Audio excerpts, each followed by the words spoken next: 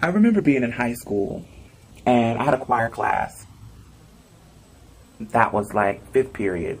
And when the bell rang, my 6th period was upstairs on the 2nd floor and my choir class was in the basement.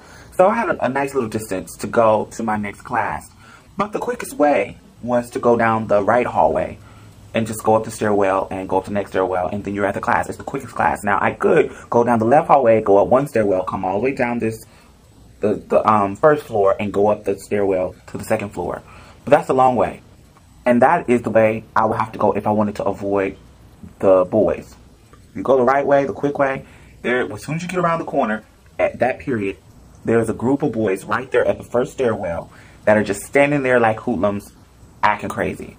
I know that because of what I am, when I walk through, it's going to be an issue. I know. So sometimes I avoid it and go the long way. You know, which a lot of gay people do. When they see a group of guys that they know going to be asked, a group of jocks, you know, they adjust their way of going places, adjust what they do in order to avoid issues. Avoid getting bullied. But my teacher wanted me to stay after class so she can talk to me about something. So I was a little running behind on time, so I couldn't go the long way or I was going to be late for my next class. So I had to go to the right this day or I was going to be late.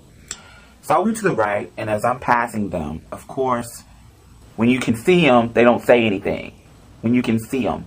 But as soon as you get right past them or right up on them, where you can't really see their faces, somebody say, "Look at this fag." They'll make a joke, and people will start laughing. And, you know, when you first hear it, you don't want any problems, so you just kind of keep walking. But I don't know what was going on this day. They didn't just stop. When I kept walking, baby, they followed me.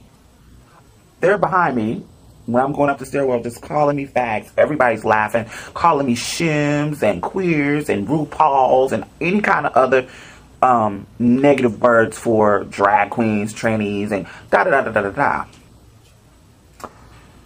So I am totally embarrassed. I am embarrassed. They are, you know, people are laughing and just totally, just, you know, embarrass me. My whole body is hot from embarrassment. Maybe even red. If I could see myself, I probably was bloodshot red. But I was embarrassed and I was still walking, not looking behind me because nobody is close enough.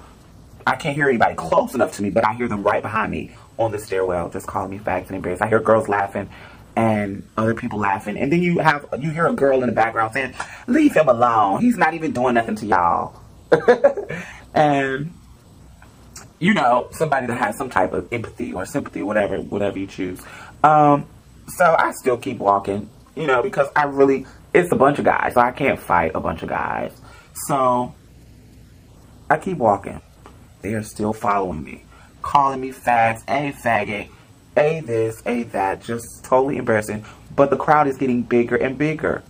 And it's the same 5 guys that are following, but the crowd is following the commotion because everybody's laughing at the situation. And so I'm going up the 2nd flight of stairs. And it's like you go up one flight and then it kind of turns and there's like a flat part and you go up the second flight of stairs to the 2nd floor. When I get to the 2nd flight of stairs, they're on the 1st flight. Somebody takes a can, like a 16-ounce can of soda, and throws it at my back. And it hit me like in my spine area and throws it hard in my back. I thought enough was enough. I had a cute little purse on my shoulder, and I threw that purse on the ground. And I turned around, and the first guy that I saw, I just let loose on him. I beat the shit out of him. And it wasn't just a fight. I was doing a Tasmanian devil. I was biting his nose and I was going for blood, gouging his eyes out, punching him, everything. So much so that while I'm doing it, I surprised myself. Because he's substantially bigger than me. But I am beating the shit out of him, slam him on the ground. Because, first of all, I'm scared. But I'm also angry. So all that adrenaline and all of that, I really overpower him and just beat the shit out of him. So much that everybody was crowding around laughing and saying, "Oh, there's quiet." Because I'm not just fighting him. I'm going nuts on him. So he's bleeding from his nose because I bit his nose. And he's just fucked up. Security comes. slams me, grabs me, tackles me off of him, slam me on the ground. They put us both in handcuffs. When they're taking us through the crowd to take us to the office, his friends, the other 5 guys that were taunting me, calling me faggots, they say, his name, the guy I fought, name was Ron. They say, damn, Ron, you got your ass kicked by a sissy. So everybody starts laughing at him, and they're taunting him.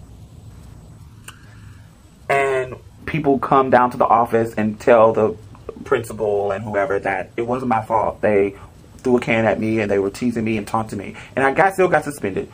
But from that moment on, nobody bothered me. Period. Nobody followed me and teased me, called me faggots. Nobody did anything. This may not be an option for everybody, but I feel it worked for me. If you fight back, sometimes it stops. Any experience that I've had, if you fight back, sometimes it stops. You don't have to go to the extreme of killing yourself. Fight back. Everybody won't win. This may not be an option for everybody. But usually, like if somebody touches a hot iron and they get burned, they'll stop touching that hot iron. Even if you don't win, the fact that you fought back will tell them, yeah, I might call him a fag, I might do something, but I might beat him up. But I know that this person's going to fight me back. And after that, it will get better. Trust me.